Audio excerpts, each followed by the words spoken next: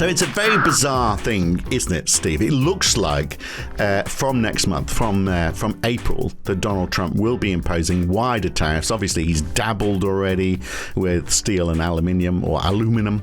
Now, it looks like he's going to impose a tariff almost everywhere in the world, anywhere that has VAT or GST. So in Europe, for example, in the UK, that's 20%. In Australia, it's 10%. In Canada, it's 5%. The Scandinavian countries, they're going to get hammered hard, 25% VAT in most of those countries.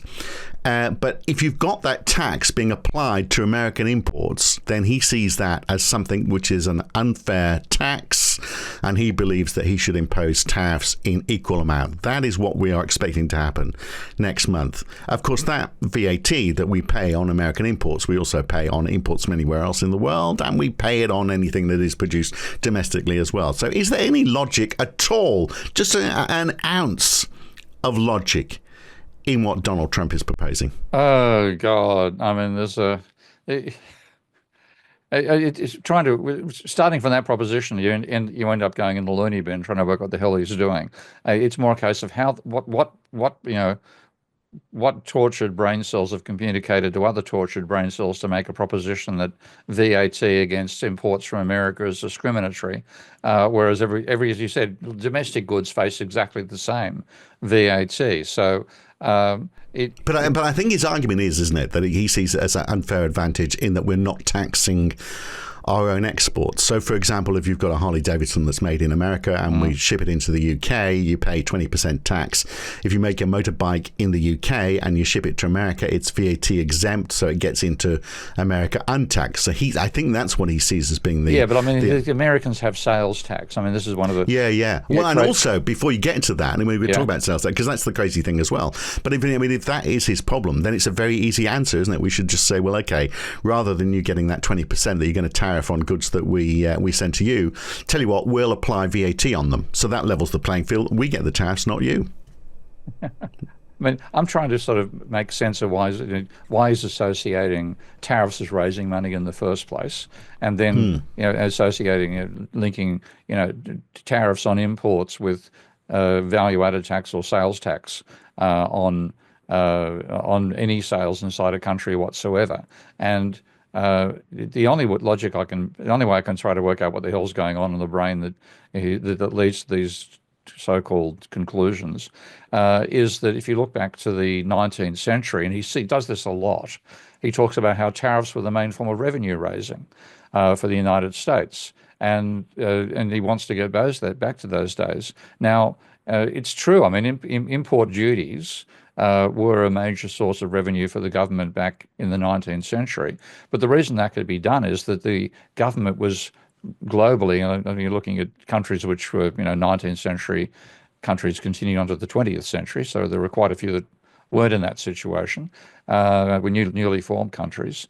But if you look at the ones which existed for that whole 2 centuries, in the 19th century, on average, the government was between 1/6 and 1/10 the size that it is today since the Second World War.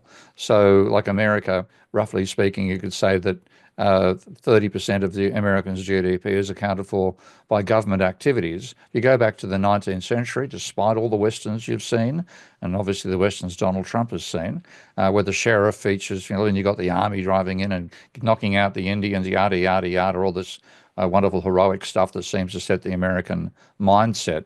Back in those days, the American government was about 3% of GDP.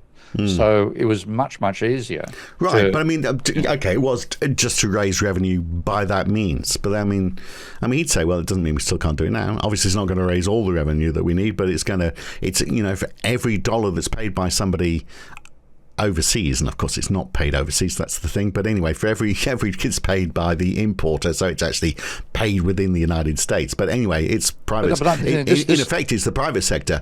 It's just another tax on domestic companies in America. But I don't know. This is one thing I'd like to maybe look at the historical documents to work out. But it's a question of how were the import duties imposed in the 19th century. Now, I know the Australian case.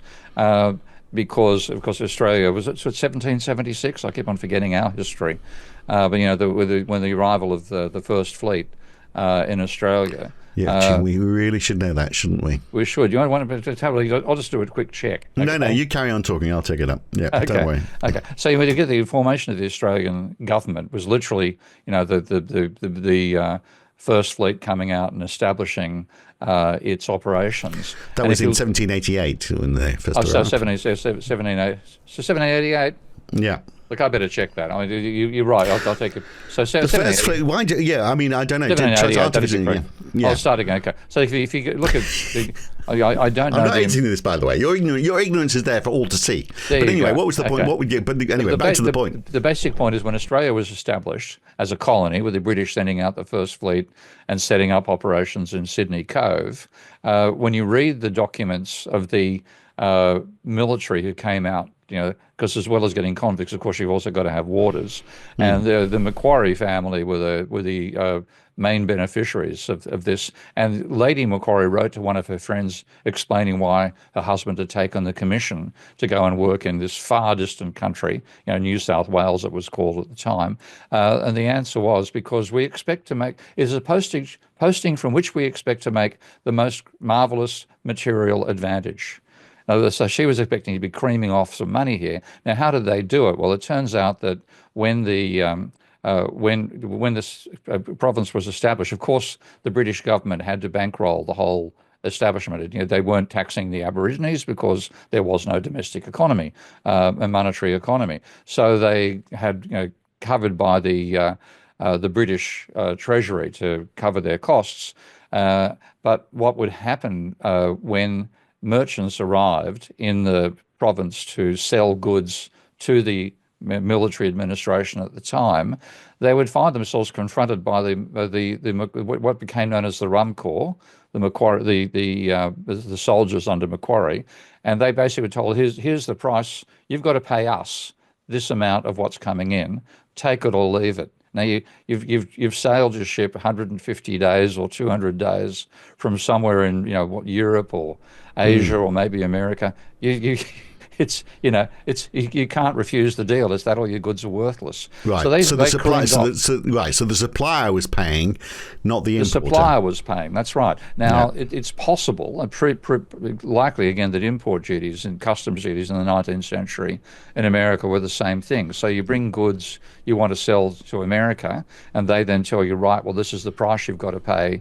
In probably British pounds at the time, to be able to bring the goods in, and so that money came from the exporting nation. Fundamentally, paid the tariff, and this is, I think, why Trump thinks today that if he whacks a tariff, it's being paid by the foreigners, not paid by the locals. Well, that was true in the 19th century. It ain't true anymore. But he's applied these tariffs already.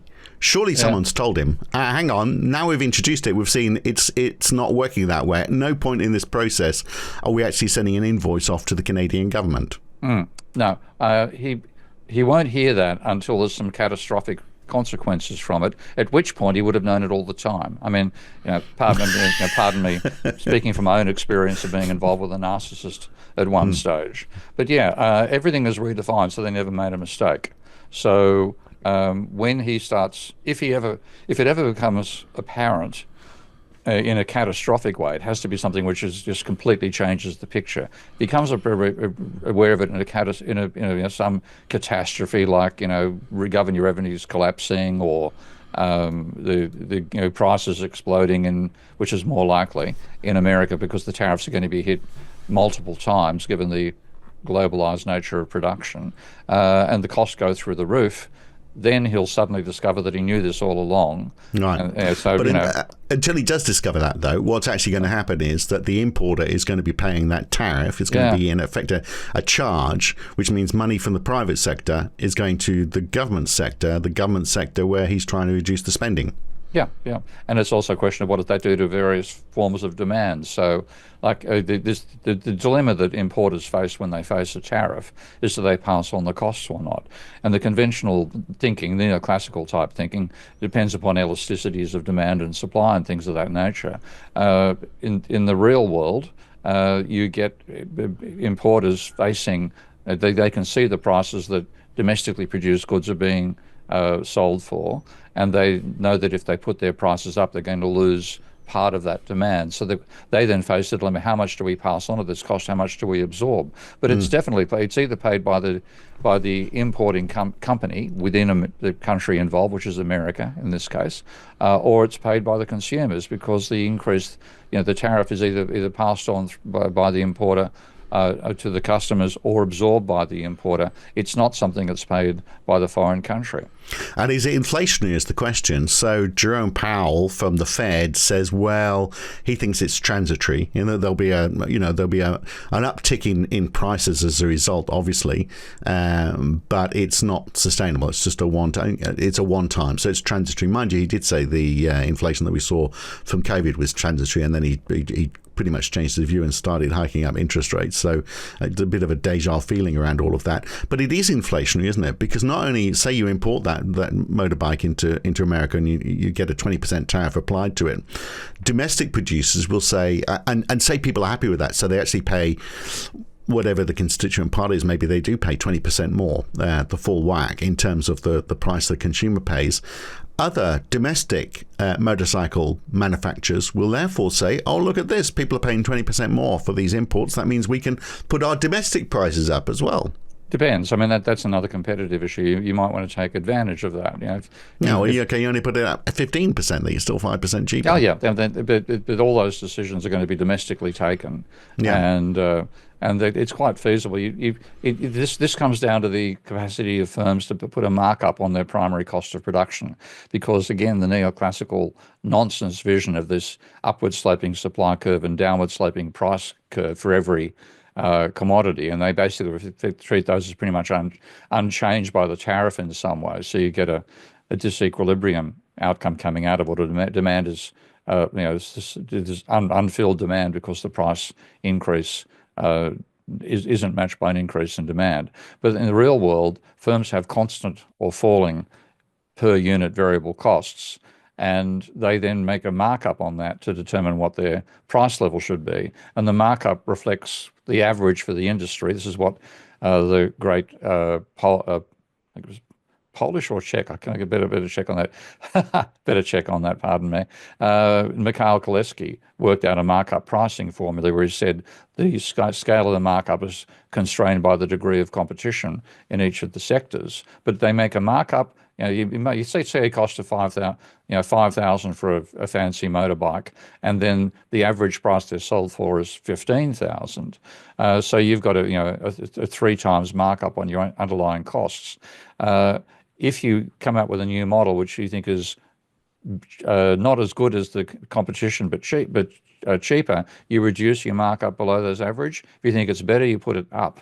So it's all decisions about the markup that are going to determine whether these prices are passed on or not. Right, but 20% is a fairly hefty it's slice a pretty hefty into that. Hit, yeah. So, yeah. I mean, does that mean then, if you're a manufacturer that exports a great deal to the United States and you're hit with this, I mean, you're just going to find that you've got a sudden fall in demand.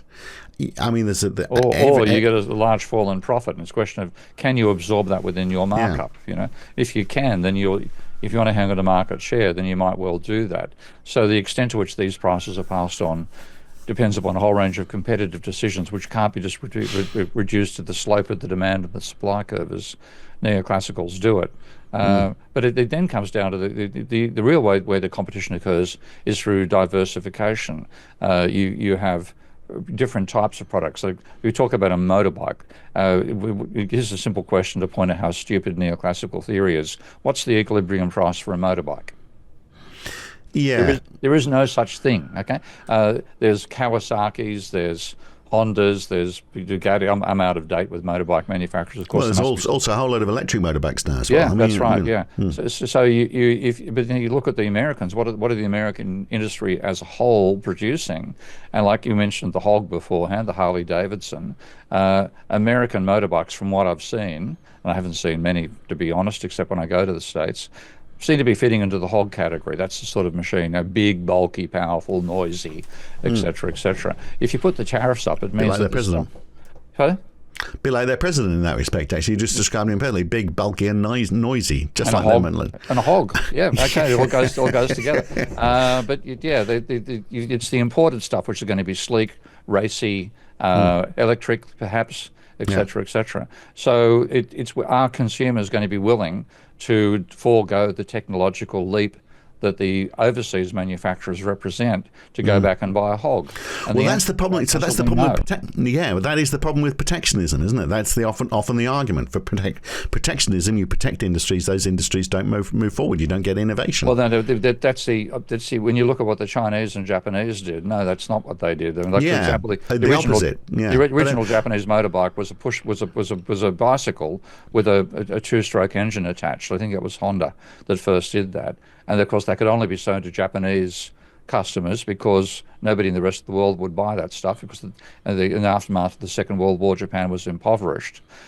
So you had to have cheap things like that. And you were protected as well. I mean, you were protected two ways. First of all, the vast majority of the population couldn't afford the fancy overseas motorbikes anyway. And secondly, the technological level was too low to compete domestically. So you produce these extremely cheap motorbikes, which everybody buys because that's the only thing they can afford. And then with that demand coming in, Honda then industrially developed. So in a matter of a decade or two, Honda motorbikes are more sophisticated than the American manufacturing. Now, I haven't seen, like, the motorbikes is a reasonable example to take. I've seen, at least with Tesla, you can say there's been innovation in American cars. I've seen nothing like that in American motorbikes. And most of the innovations you're seeing are coming from the Chinese, the Japanese, and the Europeans.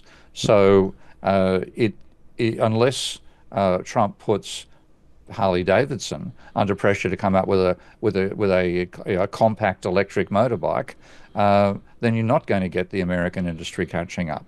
Yeah. So they may well not do the development. But maybe also benefit from the tariffs. But maybe there's no need for it as well. So I mean, I was in Greece earlier this year, or last year, I should say, and those little tiny Greek towns where there's just you're almost walking through alleyways. They don't have any roads, built on a hillside, houses on top of each other, and people are driving through those alleyways on motorbikes. There's a lot of electric motorbikes there because they're smaller. They don't make as much noise, so it's actually more pleasant for everybody. And they're only going short distances, so they don't need to be filled up with fuel at regular intervals. So there's a market demand there, which perhaps doesn't exist on the broad highways of America. And that's one of the issues. I mean, because again, this is why the Japanese got the lead, because they had to have cheap economical motorbikes. The huge gas guzzlers of America would never be suitable for the Japanese customer base. On the obverse now, the American stuff, you go to America, it's a foreign planet compared to the rest of the world in terms of the shopping malls. You've got to consider having a vehicle to drive from your vehicle to the shopping mall when you're in the vehicle parking lot. They're so huge. That is just not the common situation in Europe or Asia. So the domestic spur for innovation that existed in Japan to enable it to take out a niche that didn't exist, that wasn't pulled by American manufacturing, doesn't exist in the reverse direction. So the way in which tariffs have been used to develop industrial might, including in America in the 19th century, just the conditions don't seem to be there for 21st century America. Well, interesting, innovation is not something Donald Trump has talked about. He has talked about tariffs as a great way of raising revenue. That seems to have been his soulless argument. So on that, when we come back, let's talk, we've talked a lot about tariffs. I really wanted to talk about VAT, whether it's a good tax or not. Yep, sure. Yep. So when we come back, we'll spend the second half looking at that on the Debunking Economics podcast. Back in a moment. So, Steve, you mentioned in the first part that Donald Trump is applying the tariffs on places that have got VAT or GST. You mentioned that America has it as well because it's just not at a federal level. So they've got sales tax, sales taxes, and some of them can be quite high. So the state level of sales tax in America is 7.25%. But on top of that, you've then got individual local authorities taxes, which in California can add up to 10.75%. tax, which actually is more than the GST that Australia is paying. So really, Australia should be saying, well, okay, if we want to keep this fair, we want to charge 0.75% back at anything that's bought in California. So and then it gets complicated. But what is curious about this, because some of these taxes are quite low. So in New York, for example, the sales tax is 4%. You add local government tax there, it comes to a rather round 8.875% tax. That's how much you're paying as your sales tax there. Okay.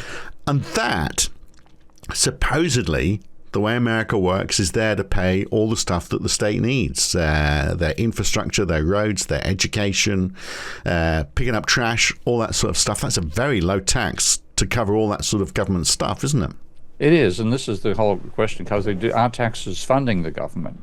Or are taxes taking money out of circulation? And you're looking at the state level, it's definitely funding the government, because they have no choice. They can't. States can't create money. Okay, so and in that case, and that's why you get this ridiculous variation of the rates of sales tax across America, charged at the state level. So if they don't have those taxes, they've got to issue bonds. So the states are in the situation that Donald Trump and Elon Musk think the country is. Yeah, that they have to balance the books. Basically. They've got to balance the books, otherwise they have serious problems.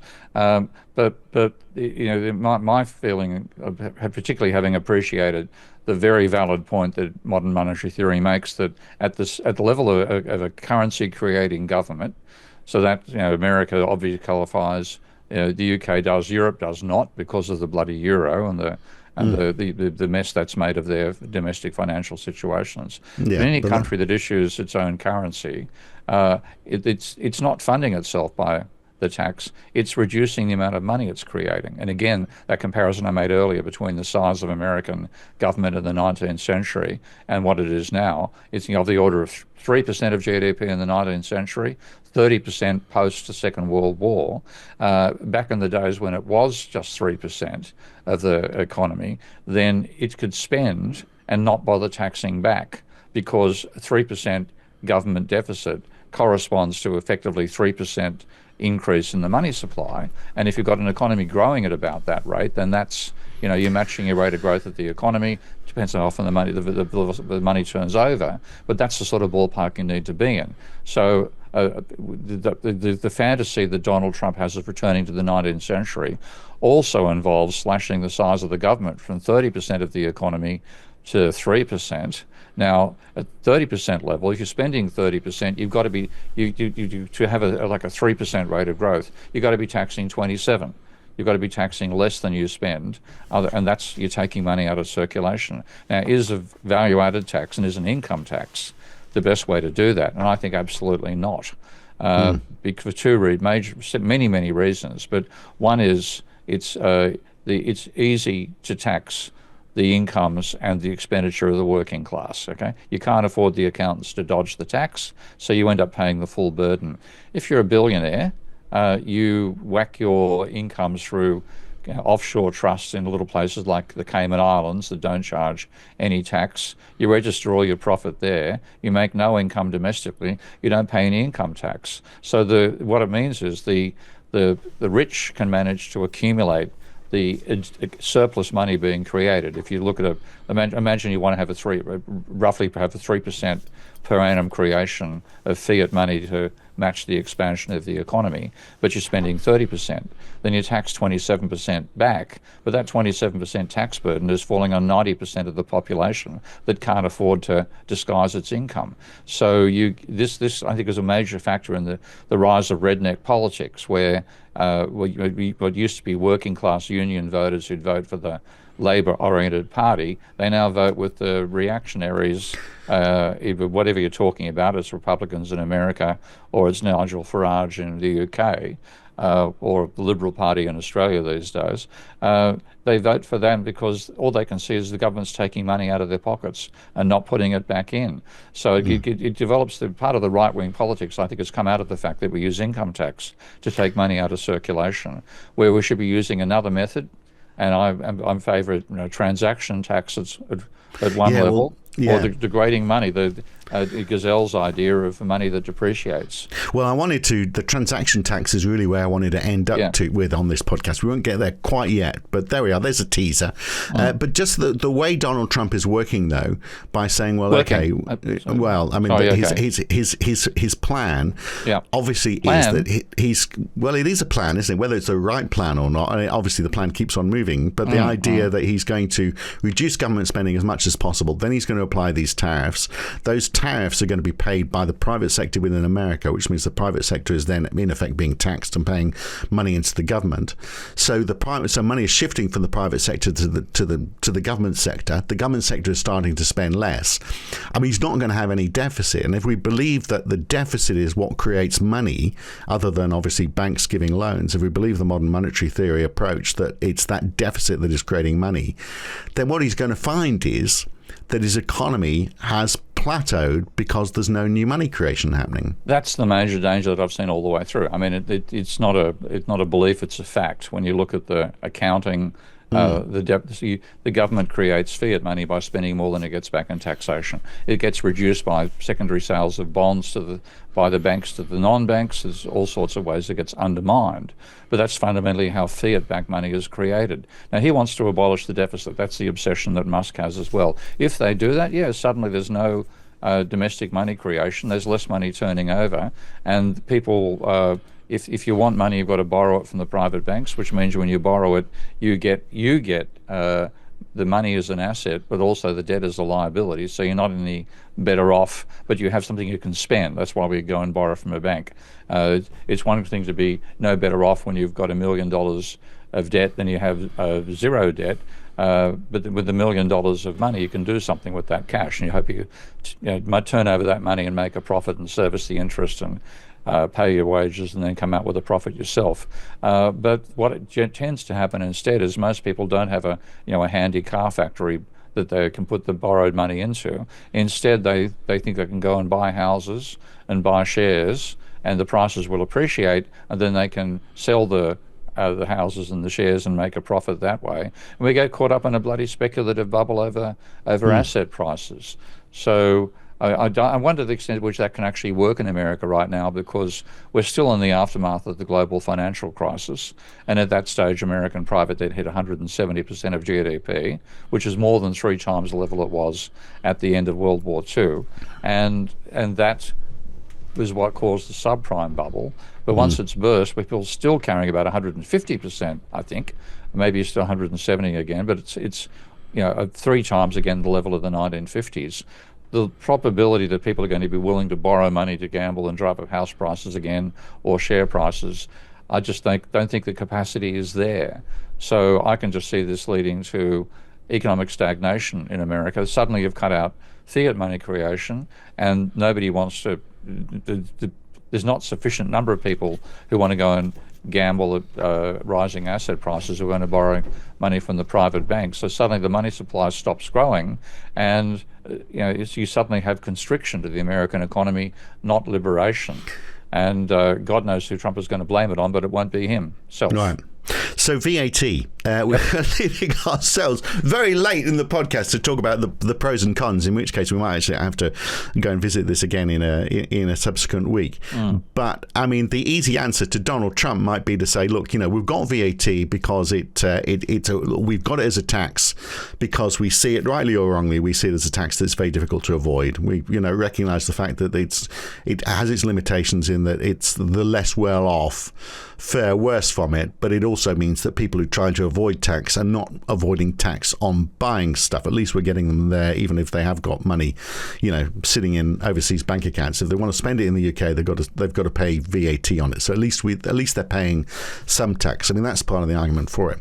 If Donald Trump's got a problem with that, then maybe we say, well, I'll tell you what then, just keep you happy, Donald. We're going to abolish VAT. We're going to push up our income tax, and why don't you do the same? Why don't you abolish sales tax and increase your federal tax and then pay your money out to the states? Because that's in effect what we're doing, and what Australia's would end up doing. So why don't you do that? And then he's got his level playing field, because that's the only way, isn't it? If you abolish VAT, if you believe you've got the balance right between how much you're spending and how much deficit you want to build up, it's quite a useful instrument for fine-tuning that VAT, isn't it? Because it can be applied quickly. And change quickly, yeah. But at the same time, the reason that people are opposed to it for legitimate reasons are that it falls on goods and services purchases, and overwhelmingly it's the middle and working class who buy those goods. The wealthy, yeah, they buy expensive goods, but the extent to which they turn over their money is far lower than it is for the working class and the middle class. Yeah. So it ends up being that the more of the VAT is charged on low and middle income earners and very little on the wealthy. And so it's yet another way in which our tax system ends up discriminating against the majority.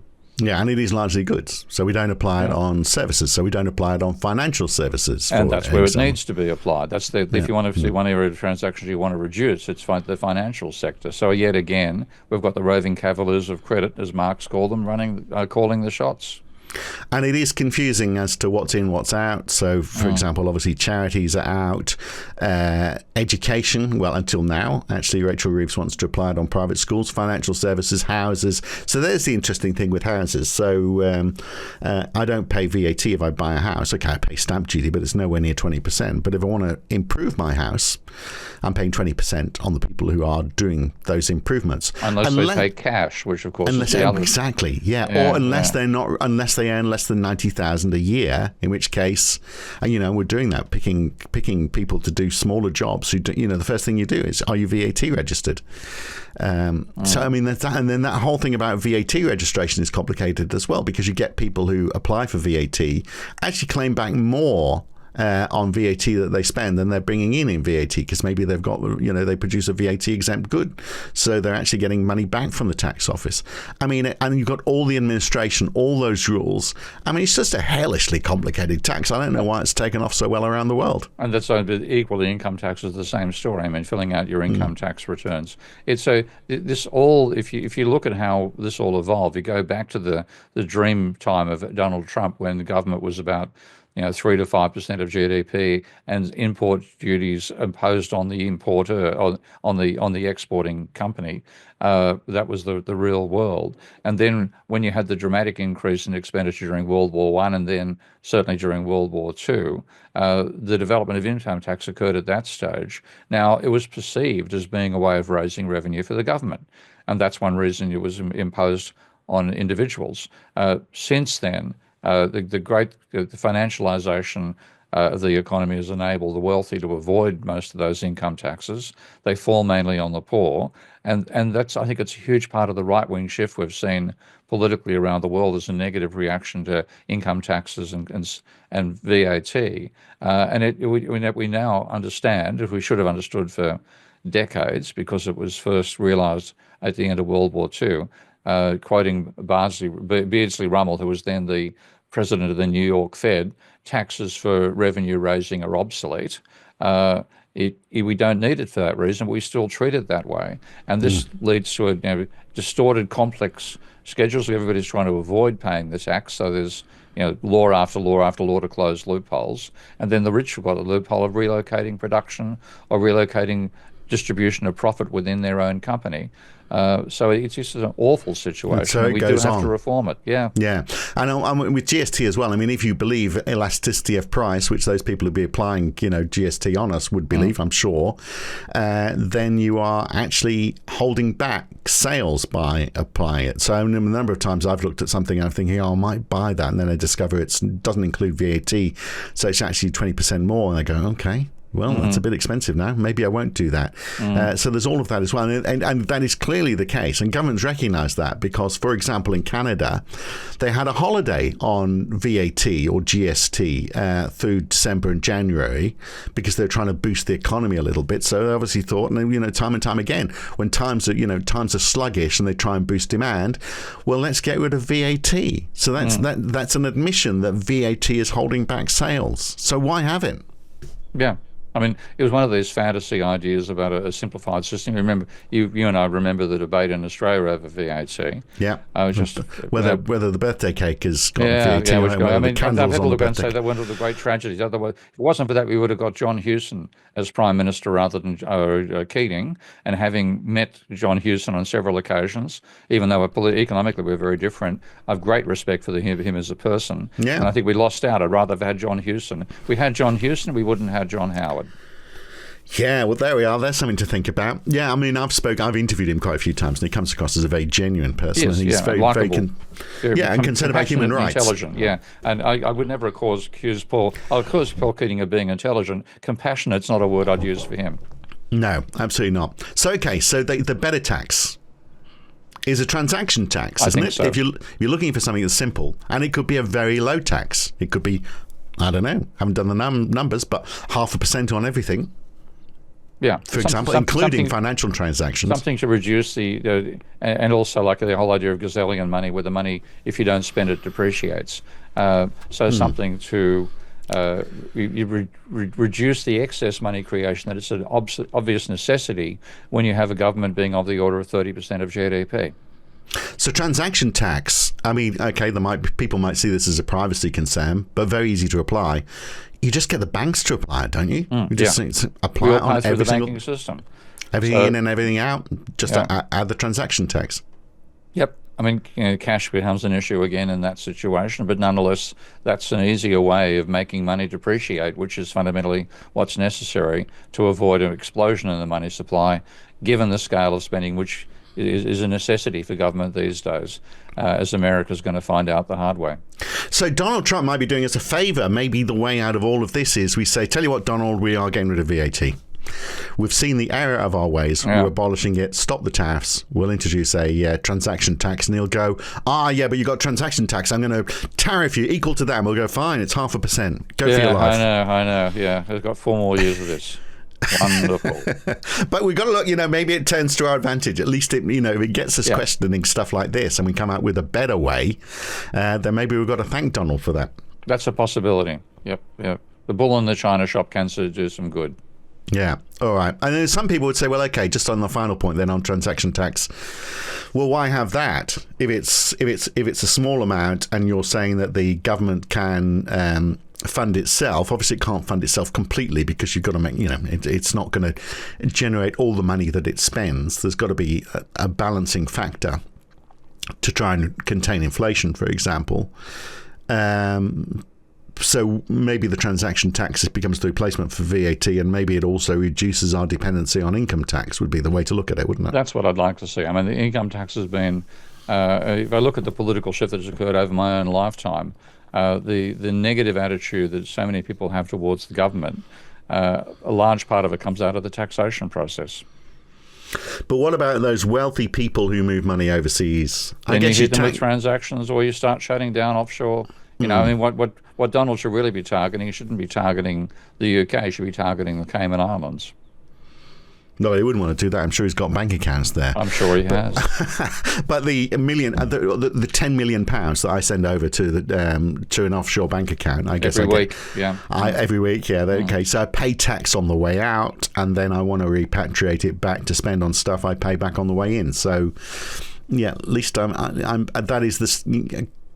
Because it's the same as somebody going out and buying fish and chips and paying a transaction tax, isn't it? It applies to fundamentally everything would be hit with a transaction, and it wouldn't. The VAT, the whole idea is, it's the value added at each stage. So you'd be writing off what you've paid for VAT and getting refunds. That would disappear. You'd be the number of transactions.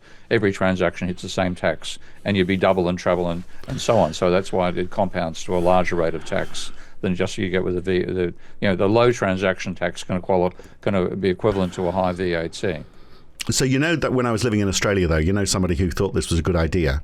Yes, I know. Pauline, the redhead. I was stuck with Pauline that. Hanson. Sometimes stupid people have good ideas. So that's partly the theme of this discussion. Yeah, it absolutely is the theme of this discussion. All right, very good. Well, been interesting exploring it. Thanks again, Steve. Catch you soon. Welcome. Okay, bye.